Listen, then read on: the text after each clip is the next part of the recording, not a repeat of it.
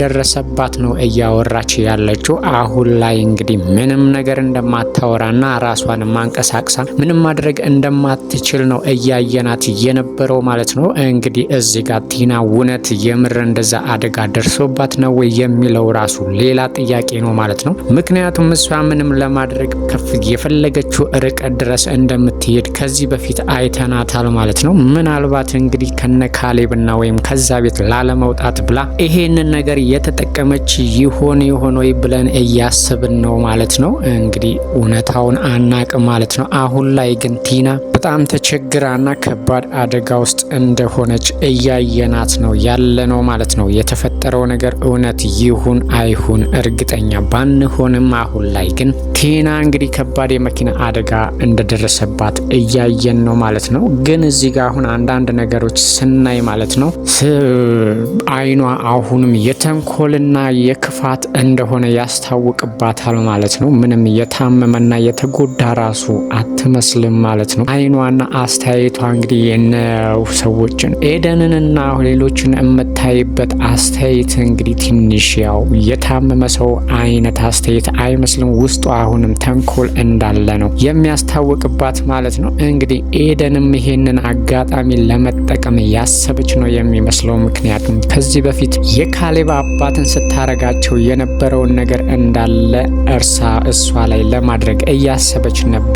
ግን ያው እንዴት እንዳደረግሽውና ያኔ አባዬ ታሞ እንደነበረ እኔ አንቺ ምን ስታረጊ ባይኔ ባላይም ግን ዳኒ ስለነገረኝ አያለች። እንግዲህ እሷ ያረገችውን በሙሉ እሷ ላይ ልታረግ እየሞከረች ነበር። ትሁት ደግሞ ይሄ ነገር ከመጀመሪያውም ደስ አላላትም ማለት ነው። ኤደንን ይሄ ነገር ጥሩ አይደለም፣ ከሷ ተሽለን መገኘት አለብን እንጂ ከሷ ብሰን መገኘት የለብንም ብትልም ግን አሁን ኤደን በጣም ስለምትናደድባትና ብዙ ነገርም ስላደረገቻት እንግዲህ ፍቅሬን ባሌን የምትለውንም ስለወሰደችባትና ብዙ ስላሰቃየቻት በቀላሉ ችላ ልትላት አልፈለገችም ማለት ነው። እንግዲህ ያው አሁን ላይ ኤደን ቲናን ልታሰቃያት ስትል ያው ትሁትም ደርሳ አስጥላታለች ማለት ነው። እንግዲህ ቲና አሁን ላይ እንግዲህ በሰራችው ስራ የሰራችው ግፍ ይሁን እንግዲህ እዚህ ላይ አድርሷታል ማለት ነው። ካሌብም አሁን ላይ ያው እንግዲህ እንደተፈጠረ በየቲናን የመንከባከብ ድርሻ እሱ ላይ ወድቋል ማለት ነው። እስካሁን ድረስ ያው ሚስቱ እንደሆነች ነው የምናውቀው። ሰማንያቸው ስላልተቀደደ ከሱ የተሻለ እሷን መንከባከብ ያለበት ሰው ማንም የለም ማለት ነው። እቤት ከመጣች በኋላ እንግዲህ አባትየው ስለልደክሟት ስለሚሆን ወደ መኝታ ቤት እንዲወስዳት ከነገሩት በኋላ ቲናን አይዞ ወደ መኝታ ቤት አቅፎ ሲወስዳት ትሁት ስታየው ያው ፍቅሯ ተቀስቅሶ ወይም ደግሞ ቅናት ቢጤ ጫራ አድርጓት የምታደርገው ነገር ግራ ገብቷት በቆመችበት ደርቃ ቆማ ነበረ። ያው አባትየውና ኤደንም እያዩት ነበረ። ያው የፍቅር ጉዳይ ስለሆነ ታግሰው እንግዲህ እያዩት ነበረ ማለት ነው። እሷ ግን ጭልጥ ብላ በሀሳብ ሄዳ ካሌብ ቲናን አቅፎ ወደ መኝታ ቤት ሲወስዳት ትሁት ቅናት ይዟት ነበረ ማለት ነው። ያው ኤደንም ስትጠይቃት ምንም የተፈጠረ ነገር ብላ የለም ብላ መዋሸቷ እንግዲህ ያው ፊቷ ላይ የሚያስታውቅባት ነው። ምክንያቱም የሆነ ነገር እንደተሰማትና እንደ ከፋት ከፊቷ ላይ የሚያስታውቅባት ስለነበረ ነው ይሄንን የምንለው ማለት ነው። ኤደንም ከዚህ ተነስታ ነበረ ጥያቄውን ያቀረበችው። ትሁት ግን ልትነግራት አልቻለችም። ምንም የተፈጠረ ነገር የለም ካሌብ እኮ ማለት ይሄንን ማድረግ ከሱ ይሄንን ቢያደርግ ምንም አይገርምም። ምክንያቱም እስካሁን ድረስ ቲና ሚስቱ ነች፣ ስለዚህ መንከባከቡ ግዴታ ነው ብላ ራሷን ለማሳመን ብትሞክርም ኤደን ግን ይሄ ነገር አልተዋጠላትም። ልታወጣጣት ብትሞክርም በቀላሉ ልትነግራት አልቻለችም ማለት ነው። ያው ትሁት እንግዲህ በጣም ድብቅ ሰው ነች። የውስጧን ቶሎ አውጥታ አትናገርም። ኤደን ልታናገራት ብትሞክርም ግን እሷ በቀላሉ ልትነግራት አልቻለችም። ምንም የተፈጠረ ነገር የለም ብላታለች። ኤደንም ቀላል ሰው ስላልሆነች እንግዲህ ካሌብና ቲና ከእንግዲህ ፍቅራቸው ይመለሳል። አሁን ፍቅር በፍቅር ነው የሚሆኑት ስትላት ያው ትሁት በጣም ተናዳ የተቀመጠችበት ጥላት ሄዳለች ማለት ነው። ትሁት ያው ካሌብን በጣም ታፈቅረዋለች። እንግዲህ ወደ ጥልቅ ፍቅር ውስጥ ባይገቡና እርስ በርስ ባይተጋገዙም በፍቅሩ ጉዳይ ትሁት ግን ካሌብን እንደምታፈቅረው ግልጽ ነው ማለት ነው።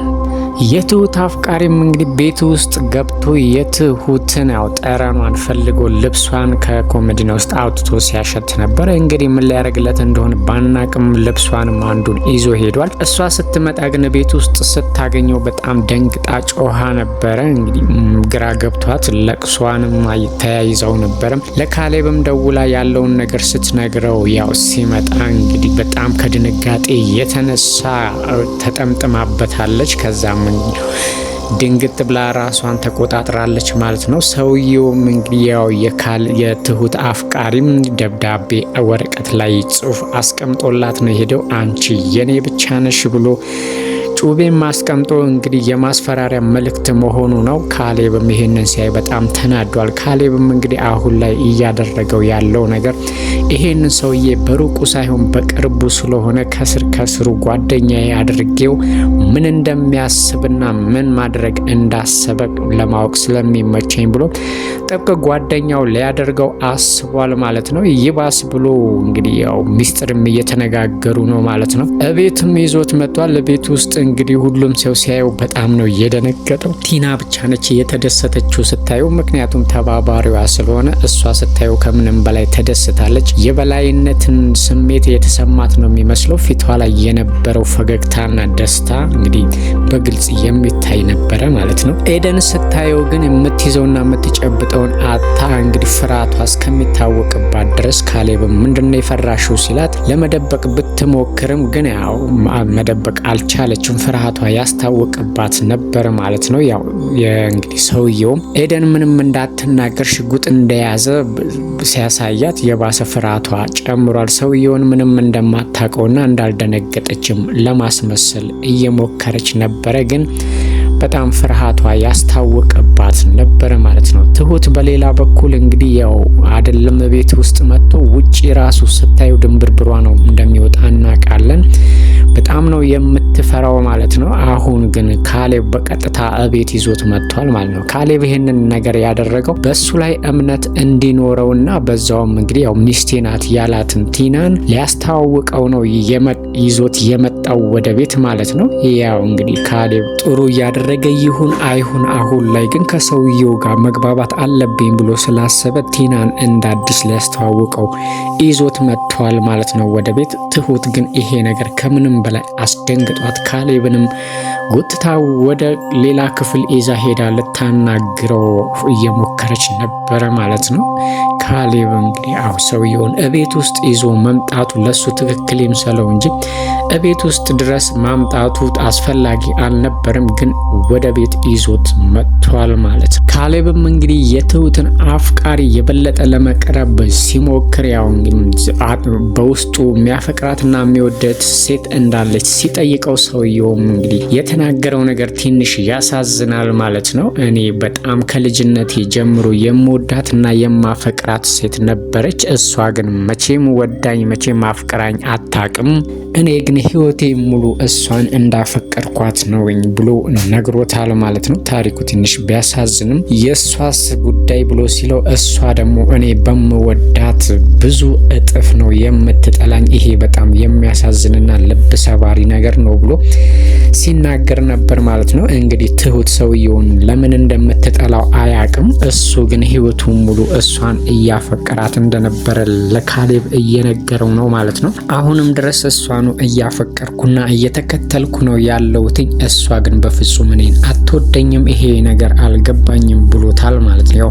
ስሟ ይቆይ ብሎታል እንጂ ካሌብ ደግሞ ማንን እንደሚወድና ማን ስለማን እንደሚያወራም ጠንቅቆ ያውቃል። ሰውየው ግን ይሄንን ነገር ስለማያውቅ በሚስጥር አድርጎ መናገሩ ነበረ ማለት ነው። እንግዲህ የትሁት አፍቃሪ እንደዚህ ከሆነ በቀላሉ ሊፋታት እንደማይችል ያመለክተናል ማለት ነው። ከልጅነቱ ጀምሮ የሚከታተላትን ሴት እንግዲህ በሆነ ተአምር ምክንያት ካልጠላት በስተቀር እስካሁን ድረስ እሷኑ እየተከተለና እያሳደደ እንደሚኖር ነው እየተናገረ ያለው ማለት ነው።